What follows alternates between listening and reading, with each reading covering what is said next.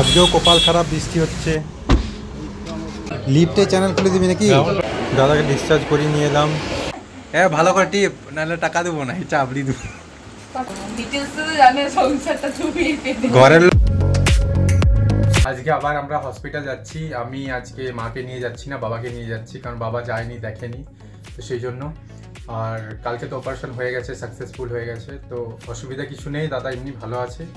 তাও বাবা একবার দেখতে চাইছে, বাবা দেখতে পারেনি, যেতে পারেনি কাজের চাপে, তো সেই জন্য আজকে আবার বাবাকে নিয়ে আমি যাচ্ছি হসপিটাল। আর বাকি ওখানে গিয়ে যতটা পারবো ক্যাপচার করব, বাকিটা ওখানে গিয়ে দেখাচ্ছি। তো যাওয়ার আগে দেখতে পেয়েছো মা সুজি করেছে পাতলা করে, গরম গরম। তো এইটাকে বলছে নিয়ে যেতে দাদাকে খাওয়ানোর জন্য। তো এটা নিয়ে যাওয়ার জন্য এই ফ্লাক্স বোতলগুলোকে ইউজ করছি, কারণ এটাতে গরম থাকে আর পাতলাটা বসবে না। বাকি নর্মাল টিফিনে করে নিয়ে গেলে বসে যাবে, তাই এই বোতলে করেই নিয়ে যাচ্ছি। দেখতে পাচ্ছ আমরা এখানে চলে এসেছি গৌরীদেবী। আজকে ওয়েদার ভালো আছে, পুরো রোদ দিয়েছে, এদিকে ইন্ডিয়ান ফ্ল্যাগ, খুব সুন্দর লাগছে আজকের ওয়েদার। আমরা এই পৌঁছালাম, এখন আরও দুজন আসছে, এই যে মাসি এসছে আর এই যে ক্ষমা এসছে আর মামি একটা ছিল, সবাই মিলে এসেছে। ক্ষমা দেখলে হাতে করে ফ্ল্যাক্সের বোতলে গরম জল এনেছে, কিন্তু হরলিক্স আনতে ভুলে গেছে, তাই চারিদিকে খুঁজে বেড়াচ্ছে হরলিক্স পাওয়া যায় কি না। ফার্স্টে ক্যাফেটেরিয়া, তারপর মেডিসিনের দোকান, সব দেখলাম। এখন আমরা এখানের বাইরেটাতে একটা দোকান আছে, এই দোকানটা, এটাতে খুঁজতে এসেছি। এখানেও বলছে হরলিক্স নেই, কোনো রকমই নেই, পাউচগুলোও নেই। বাইক আনতে যাচ্ছি, এবার আমরা রাজপান যাব। তখন জানবে যে দাদার কপালে হরলিক্স নয়, ওকে বনবিটা খাওয়াতে হবে, বয়স হয়ে গেছে ওর। তো লাস্ট ট্রাই করার জন্য আমরা আবার হসপিটালে এলাম, বাইকটা নেব বাইক স্ট্যান্ড থেকে। তারপর আমরা এই যে দেখতে পাচ্ছ রাজবাঁধে এসেছি। রাজবাঁধের মোড়ে একটা মিষ্টির দোকান দেখেছি, বাকি দোকানগুলোতে ডিম সিদ্ধ এইসব পাওয়া যাচ্ছে। দেখতে পাচ্ছ খৈনি, বিড়ি, এমনি হরলিক্সের দোকান তো দেখতে পেলাম না একটাও এখানে। তো সেই জন্য আমরা এলাম লাস্ট অপশন এই মিষ্টির দোকানে জিজ্ঞাসা করতে। তো ফাইনালি এই দোকানে পাওয়া গেল। দেখতে পাচ্ছ এখানে পাউচগুলো পাওয়া গেছে। তো এগুলো ডেট চেক করছে কাকু, ডেট চেক করে নিয়ে নিচ্ছি। তো জটা পেলাম নিয়ে নিলাম, বাকি দাদাকে গরম জলের সাথে গুলে খাওয়ানো হবে গিয়ে পরে। এখানে এসে দেখি নতুন চমক, রিম্পা বলল যে দাদার যেটা ছুটির জন্য অ্যাপ্লাই করেছিলাম সেটা অ্যাপ্রুভড হয়ে গেছে, তো আজকেই দাদাকে নাকি বাড়ি নিয়ে যেতে পারবো। তো এই যে দেখছো কাগজপত্র, সেখানে বিলিং টেলিং করিয়ে, এখানে কাগজে পারমিশন করিয়ে আমরা আবার যাচ্ছি। 4:43 বাজছে বিকেলের। তো ভিজিটিং আওয়ার্স চলছে এখনও। আর একটা দাদার বন্ধু এসছে আর একটা স্যার এসছে, দুজন দেখা করতে এসেছে। তো তারা দেখা করছে, তাদের দেখা করা হয়ে গেলেই আমরা বাইরে অপেক্ষা করছি। তারপর দাদাকে এখানে ডিসচার্জ করব। কাগজপত্র যেটুকু কাজ থাকে, পেপার ওয়ার্কটা কমপ্লিট করে নিচ্ছে রিম্পা। তো সেটার পরে দেখলে দাদাকে হুইল চেয়ারে করে বের করে নিয়ে এলাম। এখন বেশি হাঁটাহাঁটি জার্নি চলবে না তাই। আর এদিকে দাদার হাতের যে চ্যানেলটা ছিল সেটা খুলতে ভুলে গেছে ওরা, তো সেই জন্য রিম্পা খুলে দিচ্ছে। বাকি রিম্পা বললো যে ভিডিও করে রাখ, পরে আমি দেখাবো। ওদের একটা দায়িত্ব, ওদের মানে ওয়ার্ডে ছিল, তো ওরা খোলেনি।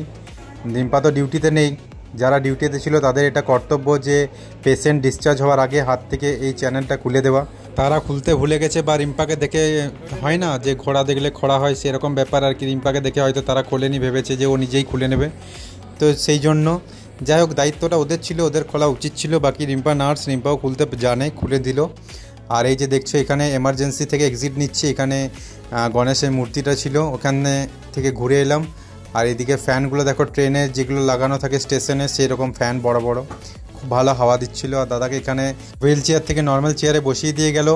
আর এইদিকে আমরা মেডিসিন নিতে গেলাম, দাদাকে যা যা মেডিসিন লিখেছে সব কিছু নেওয়ার জন্য এখানে এলাম। এই যে মেডিসিন দিয়েছে, নাকের ড্রপ, জেল, আর ওইটার ভেতরে সব মেডিসিনগুলো আছে, খাবার ট্যাবলেটসগুলো।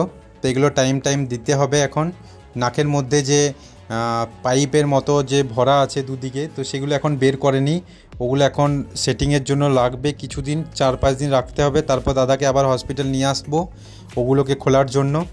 তো এখনকার মতো বাড়ি যাচ্ছে, সেই জন্য সবাই একটু খুশি, দাদাও খুশি, কারণ হসপিটালের বাইরে এতদিন ধরে হসপিটালে ছিল, তাই বাইরে বেরিয়ে একটু শান্তি পেল।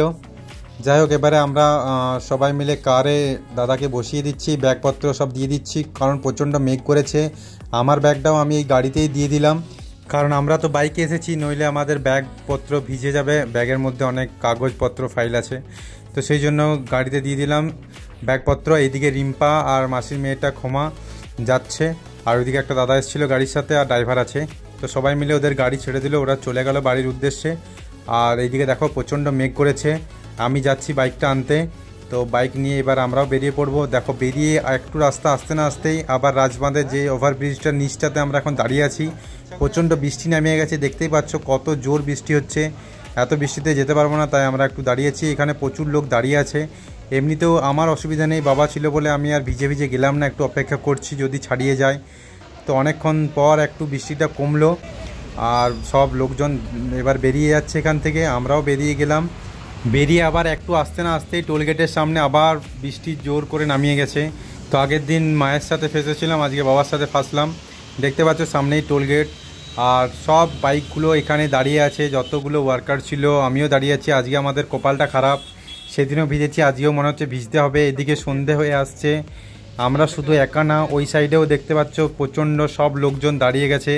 মানে বৃষ্টি হলে কি বাইক চালাতেও প্রবলেম হয়, তো সেই জন্য সবাই দাঁড়িয়ে যায়। একটু বৃষ্টিটার মানে কমলে তারপর সবাই যায়। তো যাই হোক, এখন কমার তো কোনো সম্ভাবনা দেখছি না, এটা নিম্নচাপের মতো অবস্থা। এমনিতেই পা জুতো সব ভিজে গেছে, তো অসুবিধার কিছু নেই। সন্ধ্যাও হয়ে যাচ্ছে, বাবা বললো যে আর অপেক্ষা না করতে, ভিজে ভিজে বেরিয়ে পড়তে, তাই আমরা বেরিয়ে গেলাম। বেরিয়ে বড়জোড়াতে দাঁড়ালাম। এখানে দাদার একটা ওষুধ পাইনি ওখানে, তো সেখান থেকে এই ওষুধটা নিলাম। তারপর ফাইনালি বাড়ি এলাম। বাড়ি এসে দেখি সাথী, রিম্পা, মণি, ক্ষমা, পচন আরও অনেক লোকজন দাদার রুমে আছে, তো দেখা করতে এসেছে দাদার সাথে।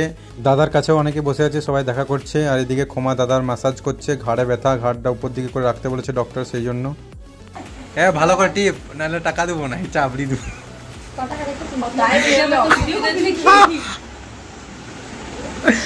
কিছু বলো দেবো। আজকে তো আমার নাইট ডিউটি না, 10টাতে আমার হোস্টেল বন্ধ। হ্যাঁ, আর ওখানে থাকতেও দিত না, মেল ওয়ার্ডে আমার ডিউটি নেই, মানে আমি আদার্স মানে থাকতে দিত না। এবার বললে হয়তো থাকতে দিত, থাকতাম কি করে। ঘরে এসতে বললে শান্তিতে থাকবে। আর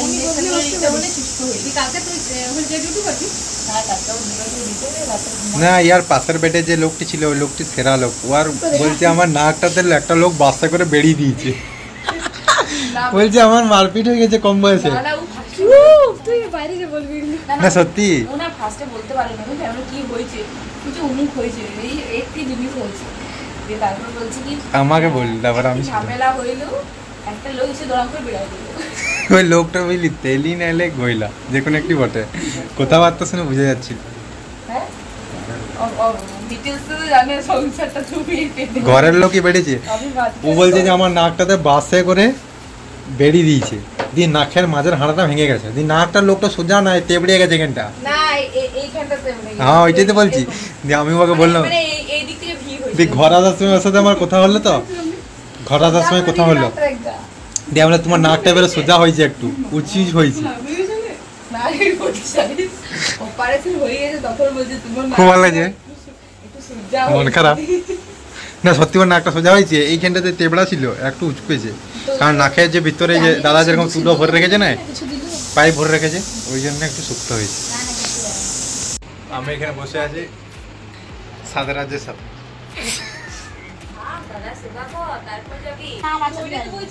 দেখি দেখি কি বলে, কি একটা নাম আছে আমি জানি না।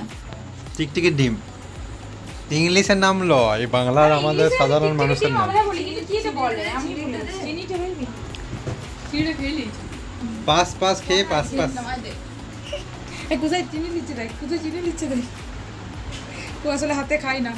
এইটা সে চোখের পাতা উড়ে গেলে পরে বলে যে কি হয়, স্বপ্ন সত্যি হয়। তাহলে সাদাটা খা।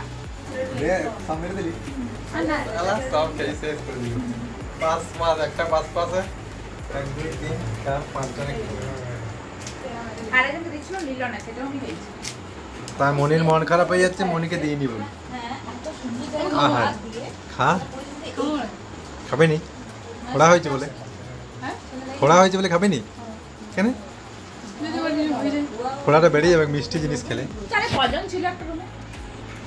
27 জন। তাহলে বলছি দুজন বুড়া বলছি, তাহলে আরো হল ঘর ওটা শুন, যে রুমটাতেও ছিল হল রুমের মতো, সে আমাদের যেরকম ইয়ে হতো না সেমিনার হলগুলো ওরকম। ইয়ার যেটা ছিল এইরকম লাইন লাইন দিয়ে, ইএনটির কয়েকটা লোক ছিল, ইয়ার পাশে একটি লোক ছিল, ওই যে বললাম যে দখল করছে লোকটা যার নাকে বেরিয়ে দিয়েছিল ওইটা, তাছাড়া আর কেউ ছিল না। বাকি লোকগুলো দূরে দূরে ছিল, শুধু বাথরুমই যাচ্ছে। আমি তো ভিতরে বসেছিলাম, কিন্তু ভালো বটে লোকটি, আমার সাথে ভালো সব কথা বলছিল। নার্সগুলো নেট খুঁজছিল, বলছে তোমার 5G আছে তাহলে ফ্রিতে নেটটা দাও একটু, আমাদের 4G। বলছে রাত্রে যারা শিফটে ছিল না, রাত্রের শিফটে নার্সগুলো বলছে ওরা বলছে একটু নেট ফেট খুঁজছিল, মানে ওরা কথা বলছে, দিনের গুলো কথা বলে না কারোর সাথে।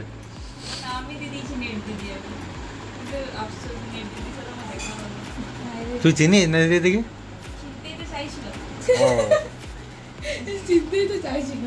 আর দিনের বেলায় যারা থাকছে নার্সগুলো তারা কারোর সাথে কথা বলে না, মানে উয়ার কাছে আসেই নাই বলছে তার কাছে, শুধু লিখতেই হচ্ছে।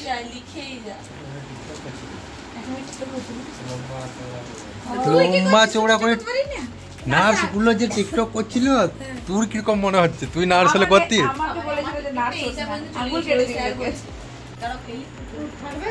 আমাদের পিসিমা খাবার খাওয়াচ্ছে, মাসিমা এখানে বসে আছে, মাসিমা জল নিয়ে বসে আছে, মাসিমার মুঞ্জি ফোড়া নিয়ে ব্যস্ত, ও আর কি কাজ করবে। মুঞ্জির মা এখন হাতে টর্চ নিয়ে বসে আছে। চল সাথী আর রিম্পা চলে গেল, তুই কিছু বলবি? হায়রান তুই।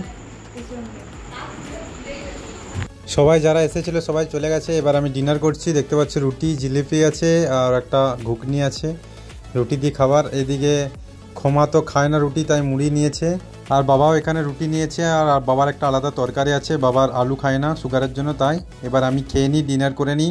আজকের ব্লগটা এখানেই শেষ করছি। ভালো লেগে থাকলে লাইক কমেন্ট শেয়ার করবেন, আর অবশ্যই চ্যানেলটা সাবস্ক্রাইব করবেন ডেইলি ব্লগস দেখার জন্য। টাটা, ভালো থাকবেন।